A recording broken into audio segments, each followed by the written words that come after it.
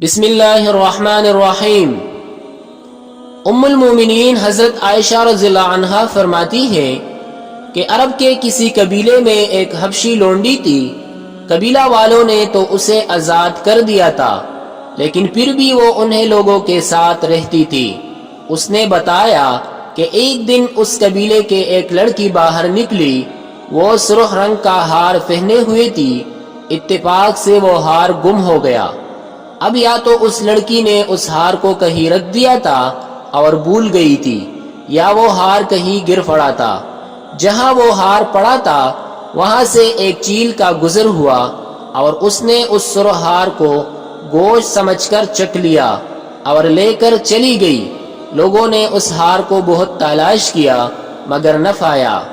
حبشی لڑکی کہتی ہے کہ قبیلہ والوں نے مجھ پر ہار چرانے کا الزام لگا دیا اور مجھے خوب مارا پیٹا۔ پھر وہ لوگ میری تلاشی لینے لگے، یہاں تک کہ میری شرمگاہ کی بھی تلاشی لے ڈالی۔ جس وقت مجھ پر یہ ظلم و ستم ڈھایا جا رہا تھا اور لوگ میرے ارد گرد جمع تھے، قسم خدا کی میں ان کے پاس ابھی کڑی ہی تھی کہ اچانک ایک چیل اڑتی ہوئی آئی اور اسی ہار کو ہمارے سروں پر ڈال دیا۔ اس ہار کو انہوں نے لے لیا۔ اب میں نے ان لوگوں سے کہا، کیوں؟ یہی ہے نہ وہ ہار جس کے چرانے کا آپ لوگوں نے مجھ پر الزام لگایا تھا، حالانکہ میں اس جرم سے بری ہوں۔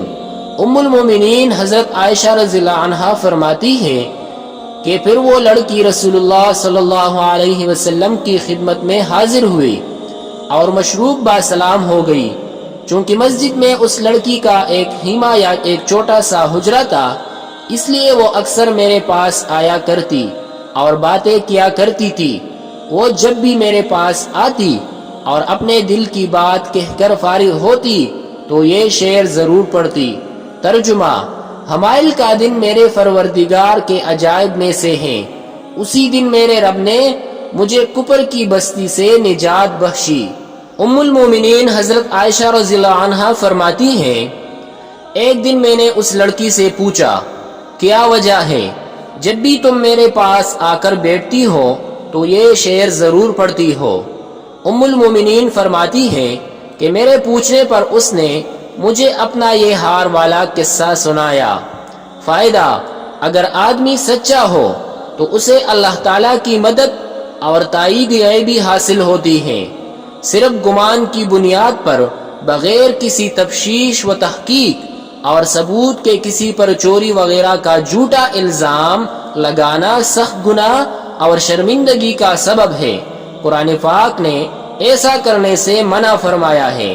ارشاد باری تعالیٰ ہے، بسم اللہ الرحمن الرحیم، یا ایہا الذین آمنوا اجتنبوا کثیرا من الظن ان بعض الظن اثم ولا تجسسوا۔